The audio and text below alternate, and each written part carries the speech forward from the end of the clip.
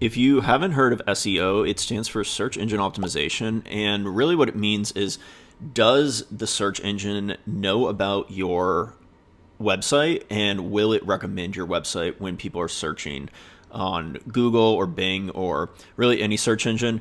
Now, Google is the most popular search engine currently, so it's kind of the one that is mainly focused on and the one that probably if you are getting into SEO, you should mainly focus on. And it's also the one that I am mainly focusing on. A couple quick kind of background things on SEO. If you are looking to get into it, you should definitely get set up on Google Search Console, and that will allow you to actually send your links of your page of your website to Google and track what Google is showing in their search results. So I guess what I'm trying to do with SEO currently is to determine if it is a viable source of getting users to my app. So the best way to do that, I guess, is to create either a really good landing page that has kind of keyword optimization stuff that will dominate a keyword. But even more than that, if your site has more content, more blog posts, and more, I guess by content, I mean blog posts. So if your site has more pages and that content is valuable and people could search within those different pages in Google, then your site actually gets a higher domain authority. So it will start showing up more in Google. And a lot of people in the SEO sphere, I know a few that kind of talk about it. And from what I hear more recently over the past couple of years is that SEO is getting harder. It's getting harder to rank in Google. Google does change this algorithm a lot. So it is becoming more difficult in some cases to get your blog post to rank. But there's also a lot of opportunities now, I think, with the AI generated content. But this is also kind of something to be cautious about, I guess, because Google is also, from what I hear, kind of cracking down on AI generated content, meaning they don't want just AI generated junk to be ranking high on Google. They want kind of like nicely crafted, good blogs. And that makes sense because you don't want to go to Google and search something and then get brought to a page that is just kind of like a junk mess of AI generated like long form content that isn't really valuable to read. So I guess the way I think of it is the content, the blogs that you're making just need to be good quality and give good information and kind of answer good questions. And that is actually exactly what I'm trying to do then for Rhodes Audio. So last week I wrote the first blog post in this kind of new test I'm doing. And it's actually the second blog post I wrote for Rhodes. The first one I wrote several years ago. It was maybe, back before the app even launched, I believe. But regardless, I'm really just going to focus on this new one that I wrote now. And I will give you some of the numbers that I got in Google Search Console. But first, let me talk about the keywords, because really what you want to be doing is doing like keyword research, figuring out the keyword you want to rank for, and then writing your content to kind of optimize for that keyword. And I actually wrote this entire blog with AI. So it was, I guess, co-written with AI. So I didn't generate the entire blog with AI. I would say most of it was generated, and then I edited it and kind of like filled in the blanks and removed some of the stuff that it said and simplified other things. And I did review it and edit it and update it a little bit, but I would say it was heavily written by AI. So that is something to note, and that might be causing issues in the ranking, or it might be fine. And I suspect that isn't going to be the reason that the blog doesn't rank, because as I said, like, I did review this and I read it and it makes sense, and I think it is still a valuable piece of content. Now, the main keyword I'm trying to rank for in this blog that I just wrote is micro podcasting. And I did a little bit of keyword research using a tool called Key Search. And in that tool, which isn't, I don't know that these tools are 100% accurate, but in that tool, it says that the monthly volume for the keyword micro podcast is 4,400 volume. So what that means is like 4,000 people are searching the term micro podcast every month. So that's a good amount of people. And it's not, and I guess the score, the like difficulty score for this is kind of medium. So I feel like with a website that kind of has like not a huge domain authority, that I could probably rank for this and start to rank for this specific keyword.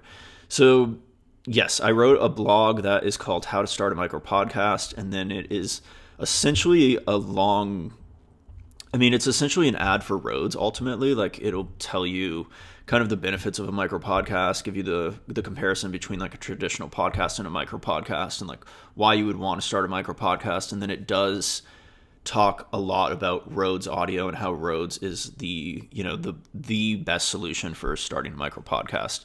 A lot of other, you might notice, or you might have read other blogs where brands will do these kind of almost comparison like blogs where they are trying to rank for those keywords. Or there's also the style where it's comparison style, where it's like maybe like this SaaS versus this SaaS, and one of them is actually authored by one of the products. So it is a decent way to get kind of traffic to your site. And then the question is, will that traffic convert? It's hard. That I don't know yet. I don't have enough data yet. So let me get, I guess, a little bit more into the numbers now that we know the keyword. The blog went live on February 21st. So it's about a little bit over a week since the blog went live.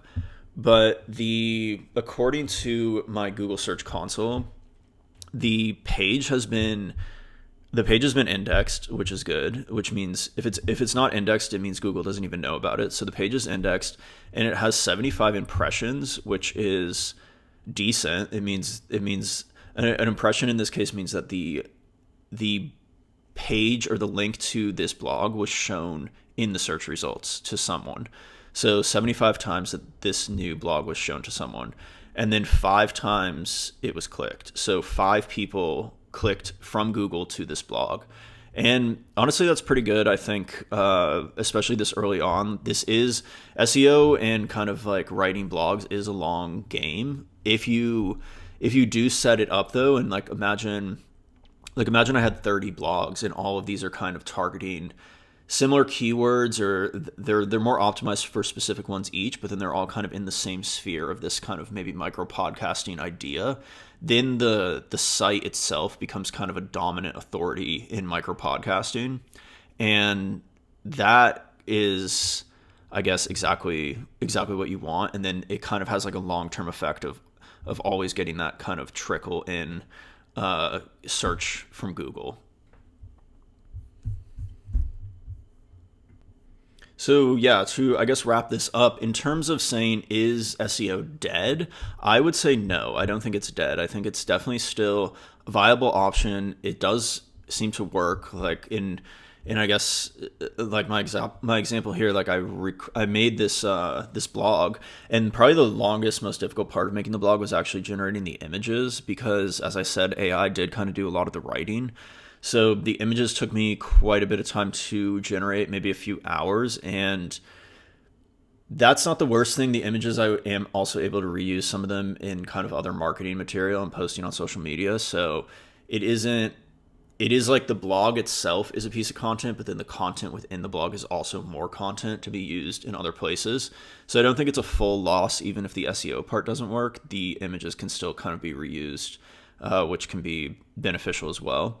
I think for me, I guess it's still a little bit too early to tell if this is going to be useful. And it's also hard to say with just having one blog post. I almost feel like I need to do at least like 10 blog posts, and then really reevaluate and see if I'm actually getting some traffic, and give it more time, give it more like a month or 2 months of Google to kind of really get this, like get the site into its search results.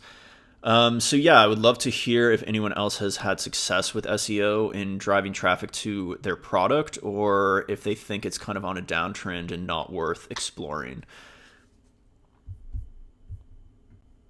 And the absolute final thing here is, if you do want to go check out the blog that I wrote, I will link it below. But if you want to help out my ranking in SEO, if you go to Google and search how to start a private podcast, or actually, if you go to Google and search how to start a private micro podcast, that's the title of the blog. So it should show up in search. Hopefully it's on the first page. If not, maybe go to the second page. And if you click the link from there, that will actually help the ranking. I think even searching just private micro podcast, it should show up. But if not, I mean, that's my goal. The goal is to show up for those keywords.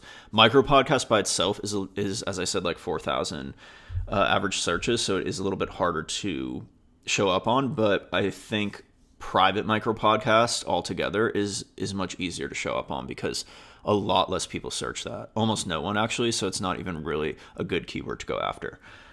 To get early access to these conversations and contribute with your own thoughts, join the One Man Startup channel on Rhodes Audio today by going to onemanstartup.com/join Rhodes.